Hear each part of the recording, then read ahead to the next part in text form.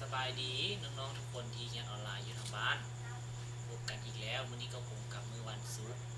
ที่8 เดือน 4 ปี2022สำหรับมื้อนี้ครูแสงจะพาพวกน้องมาเรียนวิชาคณิตศาสตร์เช่นเคยเนาะ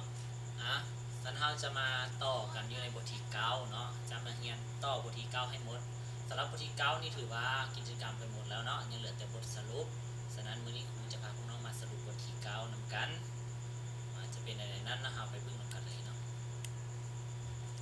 สำหรับบทที่9เนาะจะมีบทสรุปอยู่6ข้อเพื่อเป็นการบ่เสียเวลาเราจะมาสรุปพร้อมกันเลย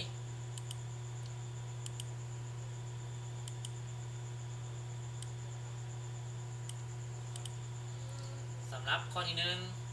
จงเขียนคำเว้าหรือจำนวนที่เหมาะสมใส่บอนจำเรียนหรือใส่บอนในบล็อกเนาะใส่บล็อก4 แจนี้ข้อ1เวลามุมที่ได้จาก2เส้นซื่อตัดกันเป็นมุมซากจะเอิ้น2เส้นซื่อนั้นว่าเอียงเนาะกันเวลาที่ได้เวลาเนาะมุมเนาะที่ได้จาก2เส้นซื่อเนาะในเส้นซื่อที่1และเส้นซื่อที่2เนาะเมื่อตัดกันกลายเป็นมุมซากเนาะเราจะเอิ้น2เส้นซื่อนี่นะ2เส้นซื่อนี่นะเราจะเอิ้นเส้นซื่อที่1และเส้นซื่อที่2เนาะว่าเอิ้นเส้นซื่อนี่ว่าอีหยังพวกหลานมีคำตอบแล้วเป็นบ่สั้นคำตอบก็คือเราจะเอิ้น2เส้นซื่อนี่ว่าเส้นตั้งซากเนาะหรือว่าตั้งซากกันเอิ้นว่าตั้งซากกันเนาะ2เส้นซื่อนี่เอิ้นว่าตั้งซากกัน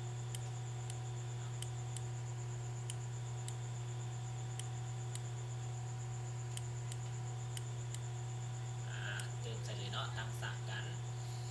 ไปข้อที่2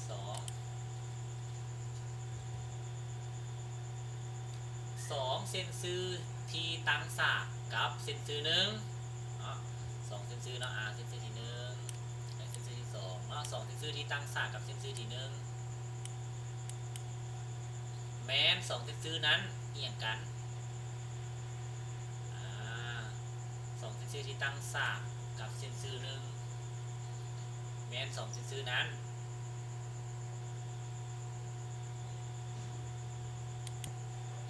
เขาจะเอิ้นว่าจังไดเนาะ2เส้นซื่อที่ตั้งซากเนาะกับเส้นซื่อ1เนาะมีเส้นซื่อที่1เส้นซื่อที่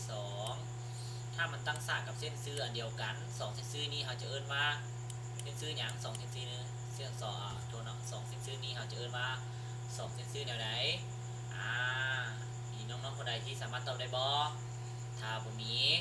หรือว่ามีให้คิดในใจเนาะสันครูจะเฉลยเบิ่งว่าจะคือความคิดของพวกหลานบ่2เส้นซื่อนี้เราจะเอิ้นว่า2เส้นซื่อหรือว่าขนานกันนั่นเองเป็นอย่างจริงขนานกันเพราะว่าเส้นขนานแม่นเส้นที่แม่น2เส้นซื่อที่พร้อมตั้งฉากกับเส้นซื่อ1แม่นบ่อยู่ตามใจความบทเรียนเนาะฉะนั้นแล้ว2เส้นซื่อที่ตั้งฉากกับเส้นซื่อ1 2เส้นซื่อนี้เราเอิ้นว่าขนานกันเนาะ2เส้นซื่อนั้นแม่นขนานกัน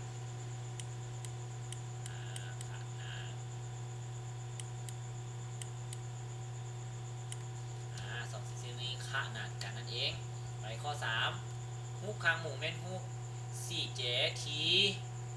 ฮูกคางหมู่ที่มีที่แม่นฮูก4แจที่หยังคู่ของข้างซึ่งหน้ากันขนานกัน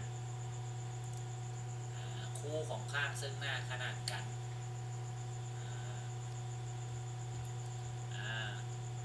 แสดงว่าฮูกคางหมู่เป็นฮูกที่1คู่ของข้างเนาะซึ่งหน้าและก็ขนานกันเนาะเพราะว่าฮูกคางหมู่แม่นฮูกที่มี1คู่แม่นบ่แม่นฮูกที่มีเส้นอย่างแม่นฮูกที่มี2มีตัวเนาะซึ่งแม่นฮูกที่มีข้างซึ่งหน้าขนานกันเพียง1คู่แม่นฮูกคางหมู่แม่นบ่จากบทเรียนฮูกคางหมู่แม่นฮูกที่มีข้างถึงหน้าขนานกันเพียงแต่1คู่ฉะนั้นฮูกคางหมู่แม่นฮูกที่แจที่มี1คู่ของข้างที่ซึ่งหน้ากันเท่านั้นเนาะและก็ขนานกันฉะนั้น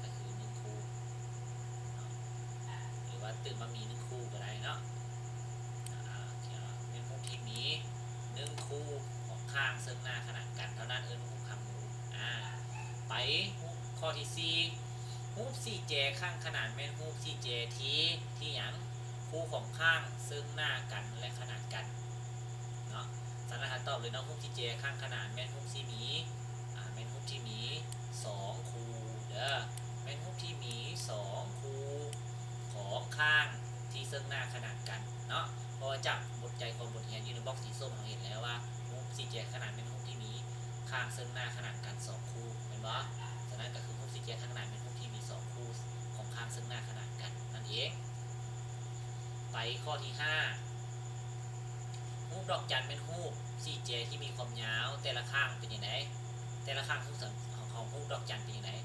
เท่ากันเห็นบ่ฉะนั้นก็คือฮูกดอกจันเป็นฮูกที่มีความยาวของแต่ละข้างเท่ากันนั่นเองเนาะเราจะตื่นที่ว่าเท่ากันเด้อตื่นดีเนาะออกคำถามบอกสิให้ได้4ข้างเท่ากันเป็นฮูกดอกจันแต่ฮูกดอกจันเป็นฮูกที่มี4ข้างยาวเท่ากันข้อ6เส้นเร่งจอเป็นเส้นซื้อที่เชื่อมต่ออย่างเนาะที่ซึ่งหน้าของฮูกที่แจใส่กันที่เชื่อมต่ออย่างต่อจอมเนาะจอมของมันเนาะต่อจอมใส่จอมเนาะใส่จอมนึงที่มันซึ่งหน้ากันเป็นปะล่ะฉะนั้นแล้วเส้นเร่งจอมเป็นเส้นที่เป็นเส้นซื้อที่เชื่อมต่อจอมที่ซึ่งหน้ากันนะของฮูก4แจนะใส่กันเนาะตัวอย่างนี่เนาะฮูกตัวนี้ฮูก4แจสร้างกันซะนี่มุมนี้นี่นะที่บอกจอมนี้กับจอมนี้มันซึ่งหน้ากันเอาขีดใส่กันนึงบอกฉะนั้นเส้นเร่งจอมตัวนี้ก็คือเกิดจาก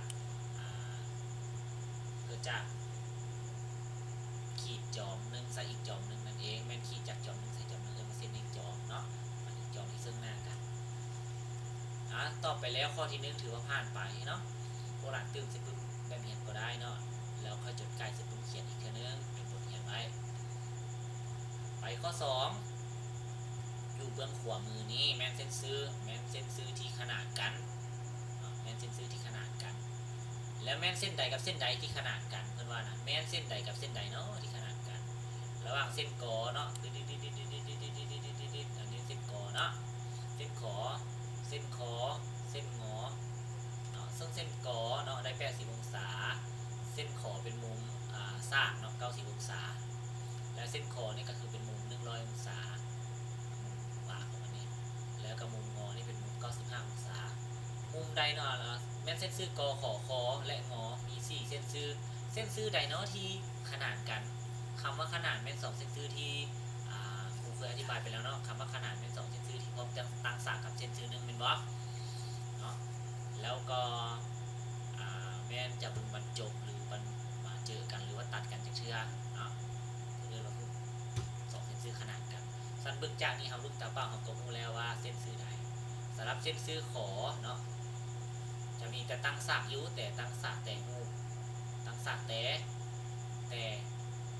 เส้นเดียวเนาะซึ่งเส้นคอโบตั้งฉากเส้นงอโบตั้งฉากฉะนั้นแล้ว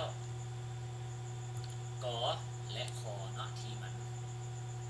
พร้อมตั้งฉากกับเส้นซื้อหนึ่งเนาะถึงว่านี่มันเป็นมุมฉากแต่มันตั้งฉากกับเส้นซื้ออื่นถ้าหากขีดเส้นซื้อตัวนี้ใส่ปั๊บ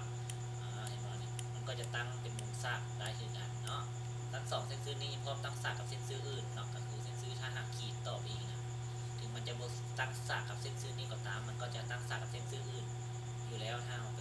ไปแต้มใส่เนาะหรือว่าถ้ามันไปเจอกับเส้นซื้ออื่นมันตั้งฉากมันก็จะเป็น2เส้นซื้อที่ตั้งฉากคือกันเนาะเรียกว่า2เส้นซื้อตั้งฉากหรือว่า2เส้นนี้เรียกว่าขนานกันเนาะเรียกว่า2เส้นขนานฉะนั้นคำตอบก็คือ2เส้นซื้อกอและขอเนาะที่ตั้งขนานกัน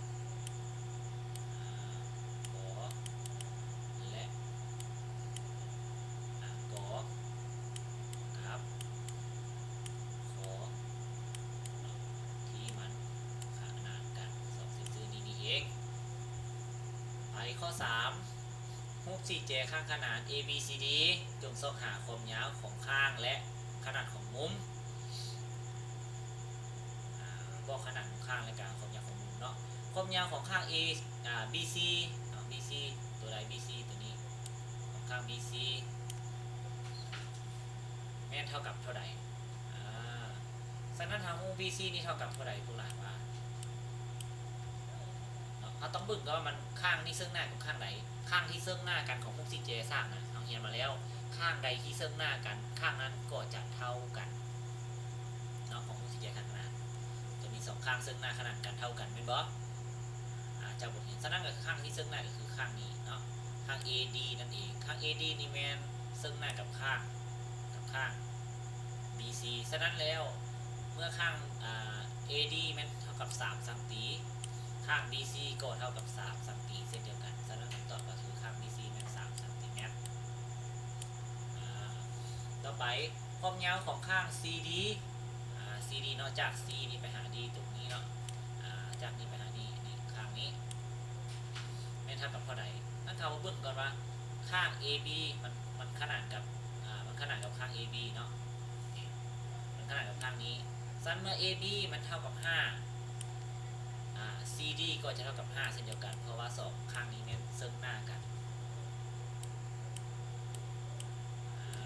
5 สังตีนั่นเองต่อไปข้อ3ขนาดของมุม A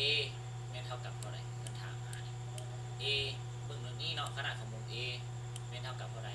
เราต้องเบิ่งกันว่าข้างที่ซึ่งหน้ามุมที่ซึ่งหน้ากับมุม A แม่นมุมเนี่ยก็คือมุม C เห็นปะมุม C แม่นมุมที่ซึ่งหน้ากับมุม A ฉะนั้นมุม C เท่ากับ130 องศามุม A ก็ต้องเท่ากับ130 องศาเหมือนกัน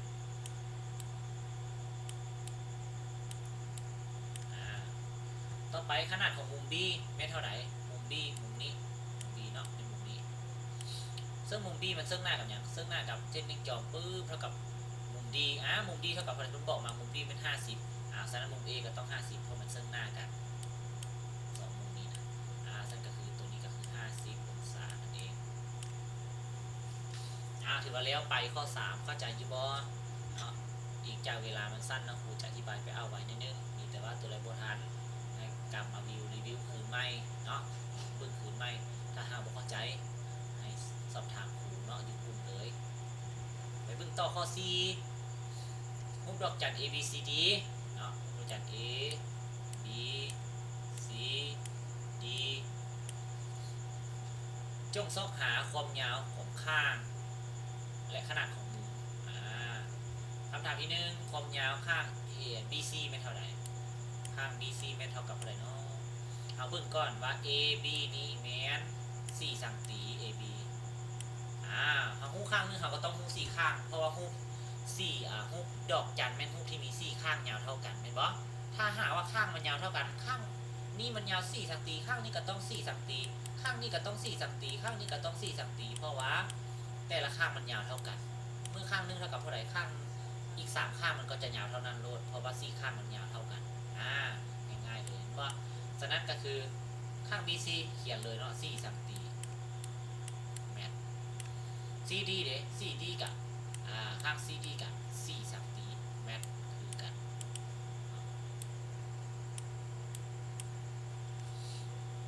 ใช่แล้วเนาะ4 สังตีคือกันขนาดมุมบ่นี่มุม A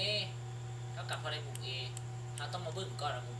A มันซึ่งหน้ากับอย่างมุม A มันซึ่งหน้ากับมุมC เมื่อมุม C เท่ากับ140มุม A ก็ต้องเท่ากับ140คือกันเนาะเท่ากับ140 องศาคือกันต่อไปมุม B เป็นมุมนี้เนาะมุม B เราเบิ่งแล้วมันซึ่งหน้ากับมุม C เนาะมันซึ่งหน้ากับมุม D เนาะมุม D ซึ่งหน้ากับมุม D เราเห็นแล้วมันมี40ฉะนั้นมุม B ก็จะมีเท่ากันก็คือจะมี40เท่ากัน40 องศาเหมือนกัน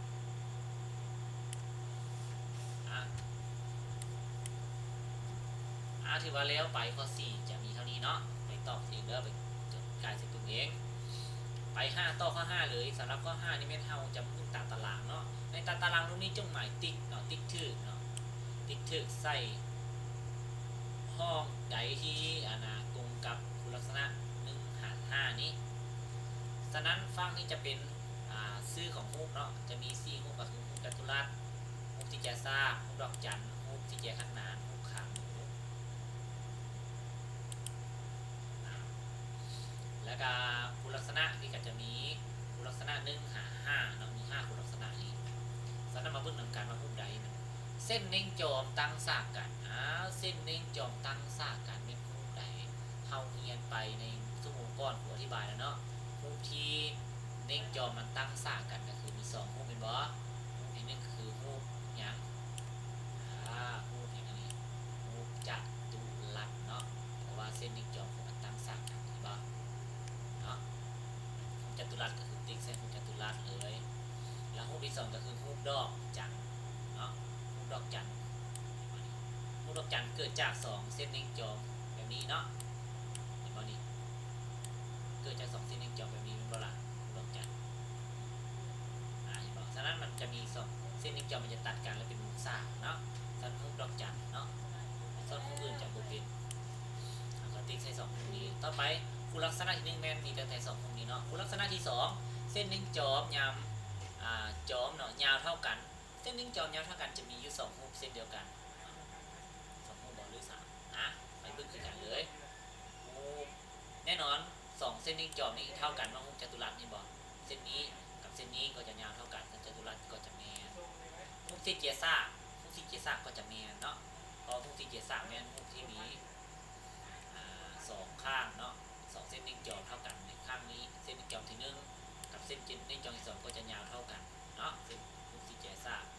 ฮูบจัตุรัสฮูบที่เจียซ่าฮูบดอกจันนี่บ่แม่นเนาะเพราะว่าเส้นจอมนอนตัวนี้มันจะยาวกว่าหมูข้างหมูฮูบข้างหมูแม่นบ่ข้างหมูนี่ก็อาจจะบ่แม่นเนาะ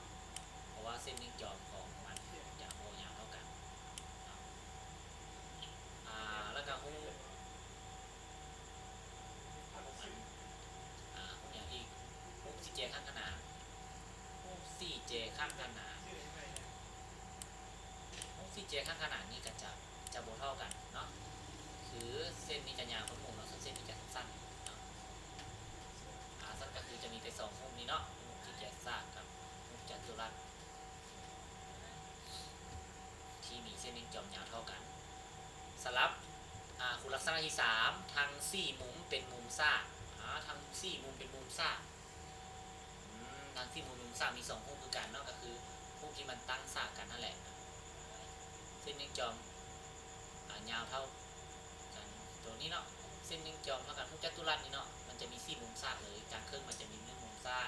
2มุมซ่า3มุมซ่าและ4มุมซ่าเนาะเมื่อเราตัดกันจะเป็น4มุมซ่าที่กลางครึ่งเลยต่อไปก็คือจะฮูบนี่แหละฮูบอันที่2ก็คือฮูบดอกจันเนาะเห็นบ่ได้2มุมซ่าแล้วได้3มุมซ่าแล้วได้4มุมซ่าแล้วเห็นบ่ฮูบดอกจันจะมี4มุมซ่าคุณลักษณะที่4ข้างซึ่งหน้าขนานกัน2คู่ข้างซึ่งหน้าขนานกัน2คู่ก็คือฮูบ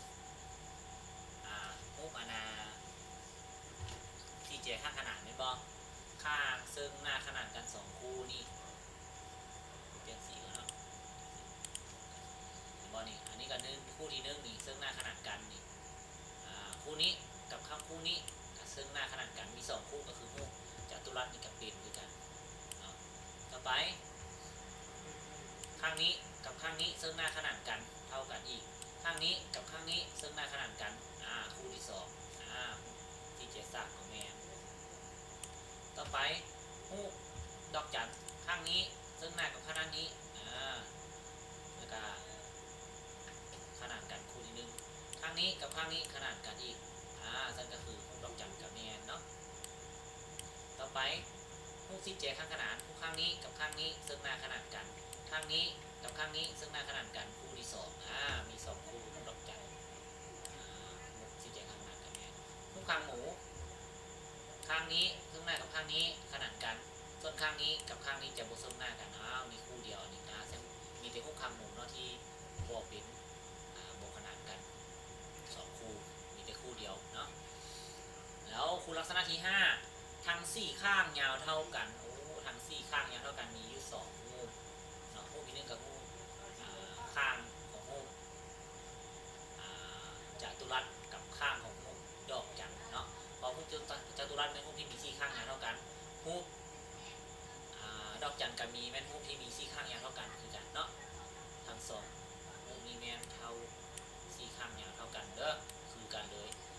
เดียวคือต่างว่ารูปสี่แจรูปจัตุรัสนี่นะมีสองข้างมีเส้นนิ่งจอมที่เท่ากันแต่รูปดอกจันแม้นจะมีเส้นนิ่งจอมโบยาวกว่าเท่ากันเนาะคือเส้นนี้จะยาวกว่ามูมันจะยาวกว่าเส้นนี้เนาะแต่รูปจัตุรัสแม้นเส้นนิ่งจอมของมัน2เส้นนี้จะยาวเท่ากันเนาะอันนี้เป็นจุดที่แตกต่างกันอันอื่นคือกันหมดเลยมีคือกันหมดเลยมี4ข้าง4แจมี2คู่มี4มุมซากคือกันเนาะ4ข้างยาวเท่ากันอีกแต่2เส้นนิ่งจอมมันจะยาวกว่าเท่ากันเนาะรูปดอกจันส่วนรูปจัตุรัสมันยาวเท่ากันอันนี้มันจุดแตกต่างกันคือระหว่าง2มุมนี้อันเดียวนั้นเนาะสำหรับข้อที่5ถือว่าผ่านไปหมดแล้วเนาะตื่นให้บึ้งหมดแล้วพวกหลังหมายเสร็จตื่นพวกหลังเลยเด้อไปข้อที่6ข้อสุดท้ายวันนี้เป็นข้อสุดท้ายข้อที่6เนาะสำหรับข้อที่6นี้พวกหลังต้องได้แต้มปึ๊บแต้มอย่างแต้มหูเลยเนาะจงแต้มหูดอกจันที่มีแต่ละข้างเส้นนิ่งจอแม่น4สังตีใส่ปึ๊บเขียนพวกหลังเป็นแต้มเด้อ4สังตีพวกหลังก็เอาบรรทัดแทบเลย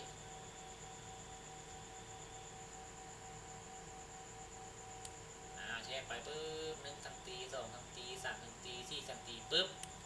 เนาะพวกหลังก็แทกใส่หลังมาแทกต่ออีก1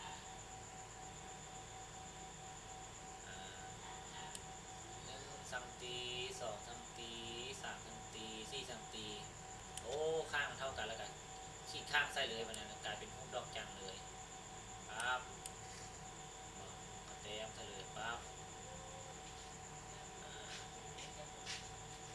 เป็นรูปดอกจันมาละแล้ววันนี้เพิ่นว่ารูปดอกจันนี้สามารถเอิ้นว่ารูปจัตุรัสนำเนาะในบางคำว่าจงคิดหาเหตุผลนั้นแน่นอนว่าเป็นรูปจัตุรัสนำเพราะว่ามี4ข้างยาวเท่ากันเอิ้นรูปจัตุรัสก็ได้แล้วอีกอย่างเป็นอย่างที่เอิ้นว่ารูปจัตุรัสได้เพราะว่าเส้นเน้งจอมของทั้ง2แม่น4สังตีแม่นยาวเท่ากันเอิ้นรูปจัตุรัสเนาะครูจึงบอกว่าเส้นรูปมันจะกลายเป็นรูปจัตุรัสเนาะเพราะว่ารูปดอกจันกับรูปจัตุรัสมันจะแตกต่างกันเพียงแต่เส้นเน้งจอมเท่านั้นซึ่งข้างมันจะยาวเท่ากัน4มุมซากเท่ากันมี4จอมเท่ากัน4เจเท่ากันเนาะซึ่งที่ต่างกันก็คือเส้นเน้งจอมนี่แหละถ้าหากว่าเส้นเน้งจอมมันยาวเท่ากันจะเอิ้นว่ารูปจัตุรัสแต่ถ้าเส้นเน้งจอมยาวบ่เท่ากันจะเป็นรูปดอกจันทันทีฉะนั้นเมื่อเต็มเพื่อนให้เต็มรูปดอกจันทร์ก็เต็มมาแล้วกลายเป็นรูปจัตุรัสไปแล้วเนาะอันนี้ฉะนั้นก็คือเป็นรูปจัตุรัสเนาะได้ถ้าหากว่าดอกจันเนาะข้างนึงมันจะยาวกว่าข้างนึงไปเนาะส่วนอีกข้างนึงก็จะสั้นๆเนาะสั้นเมื่อขีดใส่กันปุ๊บก็จะเป็นรูปดอกจันหรือว่ารูปว่าวหางว่าวเคยรีดว่าวบอกอันนี้รูปดอกจันไปแบบนี้เนาะซึ่งข้างนี้จะสั้นกว่าข้างลงนอนเนาะข้างลงเส้นผ่าจอมต่างๆกับทางนอนจะบ่เท่ากันเนาะจะยาวกว่าสินะหรือว่าจะมีข้างที่ยาวกว่าเส้นนี้เดียวเป็นรูปดอกจันส่วนข้างตัวนี้มันเท่ากันเส้นเอกจอของตัวนี้2อันนี้4ซนเท่ากันมันยาวเท่ากันจะเป็นรูปจัตุรัสใดเนาะอันนี้เป็นเหตุผลที่ว่าเหตุผลที่ว่ากลายเป็นรูปจัตุรัสใดแนวใดคนนั้นพอเข้าใจเนาะสำหรับบทสรุปอยู่ในบทนี้เนาะบทสรุปนี่ถือหมดแล้วเนาะ6ข้อนี่ครูบาสรุปมาหมดแล้วมีตั้งแต่ว่าไปฝึกไปจดคืนเนาะจดใส่ปึ้มเนาะใส่ปึ้มเขียนเนาะใส่ปึ้มคณิตศาสตร์ผู้หลังจดเขียนใส่กายใส่บ่เข้าใจหยังเนาะหรือว่ายังบ่เข้าใจเมื่อใดยังคาใจแซดถามครูโทรหาครูได้ตลอดเวลาเลยเนาะสำหรับบทนี้ถือว่าหมดลงเนาะมี6ข้อแล้วไปหมดแล้วเนาะถือว่าครูจะโจไว้เท่านี้เนาะเวลาสมมาควรแล้วแหละเนาะ24-25 นาทีแล้วเจอกันในชั่วโมงต่อไปเนาะในอาทิตย์ต่อไปสำหรับมื้อนี้สบายดี